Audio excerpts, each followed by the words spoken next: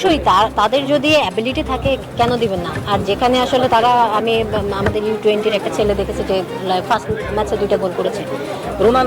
হ্যাঁ, সো এটা তো অবশ্যই, কারণ তারাও আসলে তাদের অনেক কিছু স্যাক্রিফাইস করে আসছে। স্যাক্রিফাইস শব্দটার গভীরতা অনেক, সবাই স্যাক্রিফাইস করতে পারে না। রোনান সুলিভান, ডেকলান সুলিভানরা সেই স্যাক্রিফাইস করেই এসেছেন।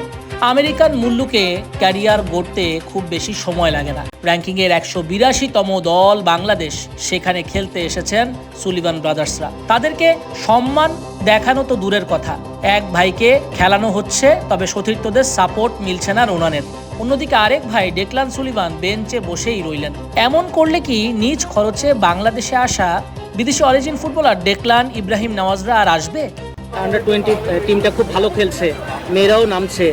ফুটবল দলের বিদেশি যেসব ফুটবলাররা আছে তারা খুব ভালো খেলছে। জি, জি। তাদেরকে আসলে কি আরো বেশি বেশি সুযোগ দেওয়া উচিত কিনা? অবশ্যই তাদের যদি অ্যাবিলিটি থাকে কেন দিবেন না। আর যেখানে আসলে তারা আমাদের U20-র একটা ছেলে দেখেছি যে ফার্স্ট ম্যাচে 2টা গোল করেছে। রোনান হ্যাঁ, সো এটা তো অবশ্যই, কারণ তারাও আসলে তাদের অনেক কিছু স্যাক্রিফাইস করে আসছে দেশের সম্মানার্থে। দেন কেন নয়, তাদেরকে প্রাপ্য দেখতে সম্মানটা। চান কিনা মাঠে? যদি এটা কোচের উপরে ডিপেন্ড করবে, সে যদি তার জায়গাতে ভালো থাকে অবশ্যই খেলবে। সবার আগে তো দেশ।